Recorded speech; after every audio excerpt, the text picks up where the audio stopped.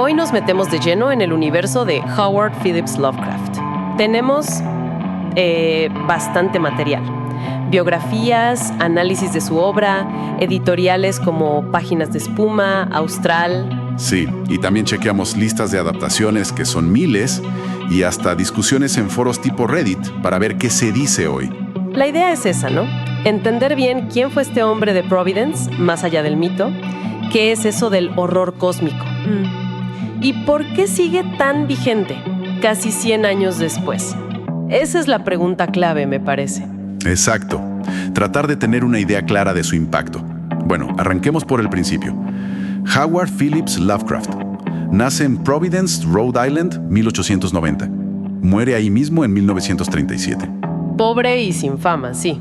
El epitafio I am Providence es muy él. Un tipo muy ligado a su ciudad. ¿Y un niño? Bueno, súper precoz, ¿no? Leía a los 3, escribía a los 6.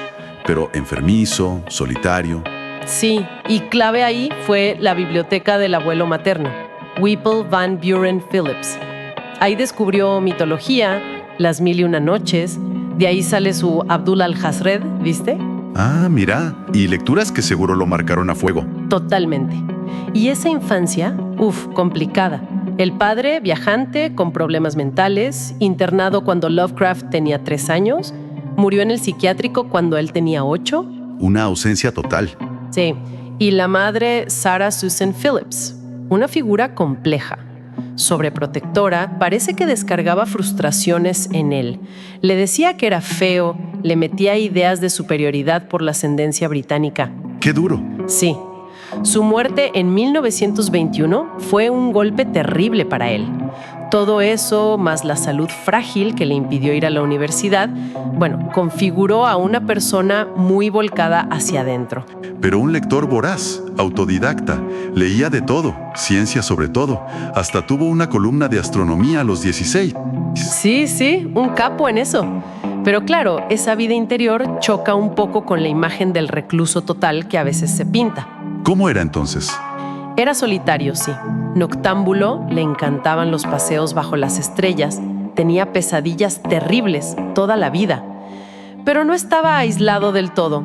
Se definía como materialista, ateo. Decía que prefería los cuentos de hadas a la mitología cristiana, ¿no? Exacto, que eran más divertidos. Tenía una visión muy pesimista de la humanidad, un átomo transitorio. Y sí, tuvo ideas racistas, sobre todo de joven. Algunas fuentes dicen que se atenuaron un poco después.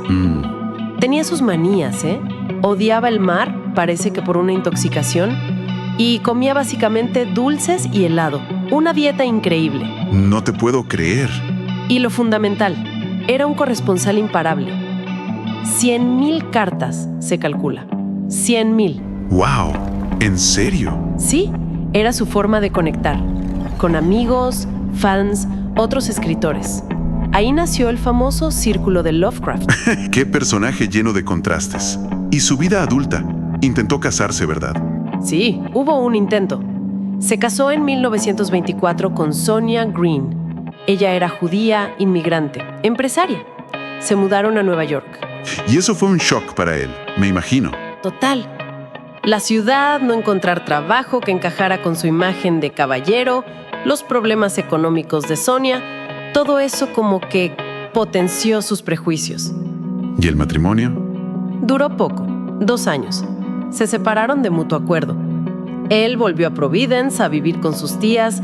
Sonia después comentó algo de la sexualidad de él. Sí, algo leí, que era adecuado pero sin mucho entusiasmo. Exacto. Eso alimenta las teorías de que era asexual o con poco interés. Él mismo decía que el erotismo era un instinto inferior. Y esa vuelta a Providence, aunque fuera un fracaso personal, fue clave para su obra. Totalmente. Ese último periodo fue el más productivo literariamente hablando. Ahí salen muchas de sus historias más famosas. Una lástima que murió tan joven, 46 años. Cáncer de colon, parece. Detectado tarde, además. Una vida marcada por esa tensión entre su mundo interior y la realidad de afuera. Y esa tensión se siente en su creación más famosa, el horror cósmico.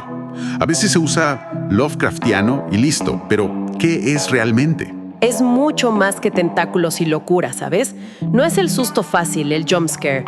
El horror cósmico, o cosmicismo, como le decía él, es el pavor ante lo inmenso, lo incomprensible, lo indiferente del universo. O sea, la idea de que nuestra realidad es una capita fina. Exacto, una ilusión frágil, sobre un abismo de existencia tan ajena que si la entendiéramos, bueno, nos volveríamos locos. La humanidad, en esta visión, es nada, insignificante. Entonces, ¿el universo no es malo? Solo que no le importamos. Tipo nosotros y una hormiga. Tal cual, las entidades de Lovecraft, Cthulhu hasta Thoth, no son dioses buenos o malos para nosotros. Son fuerzas naturales a otra escala. Están tan por encima que ni nos notan. El horror posta es esa indiferencia cósmica, que no hay un propósito para nosotros en el gran esquema. Entiendo. Y eso se ve en los temas de sus cuentos. El miedo a lo desconocido, el conocimiento prohibido. Esa cita suya es genial. A mi parecer, no hay nada más misericordioso en el mundo que la incapacidad del cerebro humano de correlacionar todos sus contenidos. Esa cita lo resume perfecto. Otros temas: la insignificancia humana, la locura como epifanía, digamos. Influencias no humanas, el destino inevitable, los peligros de la ciencia. Buscaba algo distinto al gótico tradicional. Sí, quería elevar el terror a otro nivel, cósmico. Y la ciencia de su época, la astronomía que nos sacaba del centro, la biología, todo eso alimentó su visión. Es una mezcla rara de terror, ciencia ficción y weird fiction, ficción extraña. Es fascinante cómo esa vida tan particular le dio forma a esa visión. ¿Y cómo se ve eso en sus escritos? ¿Dónde está ese horror? Bueno, su obra se suele dividir. Una etapa temprana, más alopó, macabra. Dagon, la tumba. Ok. Luego un ciclo onírico, más fantástico, influenciado por Lord Dunsany. Los gatos de Ultar, la búsqueda en sueños de la ignota Kadath. Ajá. Pero donde realmente encuentra su voz es en los mitos de Cthulhu, en su última década. Ahí el horror cósmico es el protagonista, y muchas veces en esa Nueva Inglaterra inventada. Arkham, Innsmouth, él mismo buscaba su pieza Lovecraft. Los mitos de Cthulhu. Suena como una saga, algo organizado. No exactamente, y eso es importante. No es una saga planeada, es un ciclo de relatos conectados, un universo que creció medio orgánicamente. No solo por él, sino por su círculo de amigos escritores. ¿Y cuál es la idea base? La existencia de razas antiguas, prehumanas, que fueron expulsadas y esperan volver. Los cuentos clave. Bueno, la llamada de Cthulhu, obvio, pero también el color surgido del espacio, la sombra sobre Innsmouth, en las montañas de la locura. Son como piezas de un rompecabezas gigante. ¿Y qué piezas encontramos? ¿Qué se repite? Hay entidades, los grandes antiguos como Cthulhu, que está muerto pero soñando en Riel. Los dioses exteriores, que son más bien fuerzas cósmicas. Azatos, el caos ciego idiota, Nyarlathotep, su mensajero. Nombres que ya dan miedo. Totalmente. Y razas como los profundos, los Migo, lugares como la Universidad Miskatonic en Arkham, Riel bajo el mar. Y los libros prohibidos, claro. El Necronomicon es el más famoso. Libros con conocimiento peligroso. Pero él no lo organizó todo, decías. No, para nada. Lo conocemos por fragmentos, sugerencias, narradores que no son de fiar. La ambigüedad es parte del terror, ¿entendés? Es confuso a propósito. Ah, ok. Pero leí que August Derleth sí intentó poner orden. Exacto. Derleth fue clave, pero controversial. Era amigo y corresponsal, fundó Arkham House para publicar a Lovecraft después de su muerte. Sin Derleth quizás ni hablaríamos de él hoy. Mira vos. Pero también intentó sistematizar los mitos. Metió una idea de lucha bien versus mal, dioses arquetípicos contra los primigenios de Lovecraft. Una visión más judeocristiana, digamos. Que no era la de Lovecraft. Claro, para los puristas eso traiciona la idea original de la indiferencia cósmica. Pero bueno, esa interpretación de Derleth marcó cómo se leyó a Lovecraft por mucho tiempo.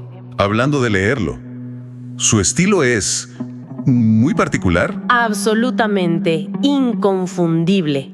Una prosa súper cargada, barroca, llena de adjetivos como blasfemo, innombrable, ciclópeo, arcaísmos. Sí, es denso a veces. Es un estilo que amas u odias, no hay punto medio, pero es muy efectivo para crear esa atmósfera opresiva, de realidad alterada. Funciona genial en cuentos cortos. ¿Y de dónde sacó todo eso? ¿Quiénes lo inspiraron a él? Él mismo los menciona. Edgar Allan Poe, obvio por la atmósfera, el cuento. Lord Dunsany, que decía que era su mayor influencia viva por la fantasía onírica. Arthur Machen, por el mal antiguo escondido. También William Hope Hodgson, Algernon Blackwood, M.R. James. Bebió de muchos maestros del terror y lo fantástico. Los analiza en su ensayo El horror sobrenatural en la literatura. Y él, a su vez, influyó en sus amigos, en ese círculo de Lovecraft. Exacto. Esa red de cartas era un hervidero de ideas. Clark Aston Smith, Robert A. Howard, el de Conan, Robert Bloch, el de Psicosis, Frank Belknap Long. Se pasaban manuscritos, se criticaban, se metían guiños en las historias. Usaban nombres falsos o elementos de los mitos. Sí. Contribuyeron mucho a expandir el universo y esa camaradería por carta contradice un poco la imagen del tipo totalmente aislado. Es increíble cómo de ese círculo la influencia después explotó. Hoy está por todos lados. Es impresionante, la verdad. El legado es enorme. En literatura, Stephen King lo pone en un pedestal. Dice que nadie lo superó en el cuento de terror clásico del siglo XX. Borges también lo menciona. Y bueno, un montón de autores siguen jugando con los mitos. Y en cine y TV, la lista es eterna. Adaptaciones como Reanimator, Color Out of Space o la atmósfera en pelis como Alien. Giger llamó Necronomicon a uno de sus libros, La cosa de Carpenter. O más nuevas como El Faro, Aniquilación, que tienen esa onda de pavor cósmico, de locura. Series como El Gabinete de Curiosidades de Del Toro. ¿Es verdad?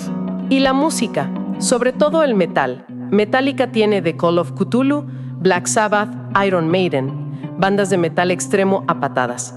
Pero llega hasta la electrónica, el rock psicodélico.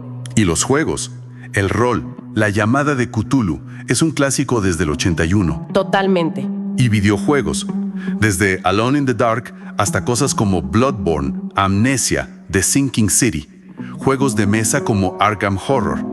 Parece que su visión pega mucho en lo interactivo. Sí, y cómics, manga, Alan Moore, Mike Mignola con Hellboy, Junji Ito en Japón, la lista es interminable. Entonces al final tenemos esta figura paradójica.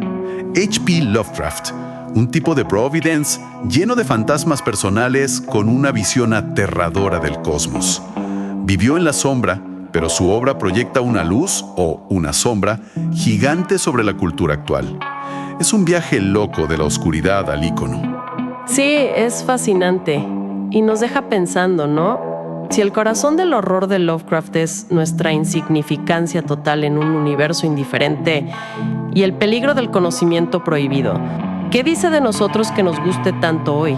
Buena pregunta. ¿Será que refleja una ansiedad nuestra, actual, sobre nuestro lugar en el universo, ahora que la ciencia y el secularismo avanzan?